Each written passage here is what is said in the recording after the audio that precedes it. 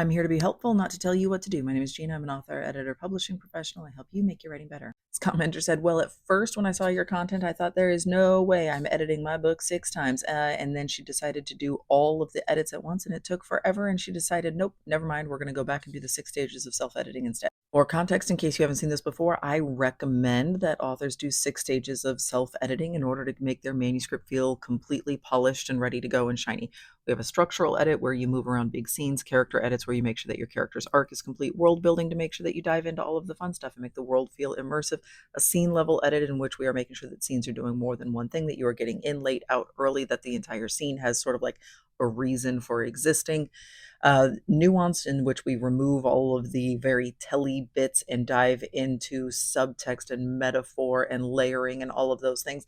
And then the line edit where you fact check yourself and make sure that things are consistent, that you only have one Tuesday in every single week, things of that nature. And I developed this system so that it funnels from the big stuff down to the little stuff so that you can be more efficient in the way that you are self-editing your work. This is applicable whether you have a writing group with you. You should be getting feedback all along the way and this is hopefully going to get you to a place where this book is now ready to query or ready to submit to small presses.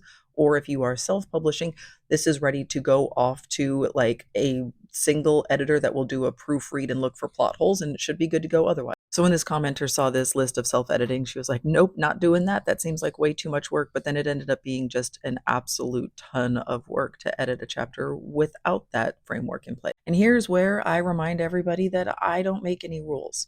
I make no rules for you at all. I'm not in charge of you. I'm not your mom. I'm not your lawyer. I'm not your boss. I'm not in charge of you, and I cannot tell you what you must do. There is only one rule in publishing, and the rest of it is all guidelines, and most of them are pretty breakable.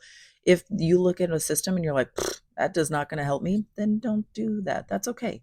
You can and should feel totally emboldened to ignore every piece of advice that does not feel resonant for you. If, however, you are finding yourself feeling stuck or overwhelmed or lost or frustrated, then it might be worth looking to those of us who are out here giving you advice and want to help see you succeed. Use whatever process works for you until it doesn't anymore, and then go looking for a new process. And here's the real bummer: every book is going to have its own process, and the thing that you feel like works right now may not work in the future. And so be open to looking for new ideas and new ways to help you be successful.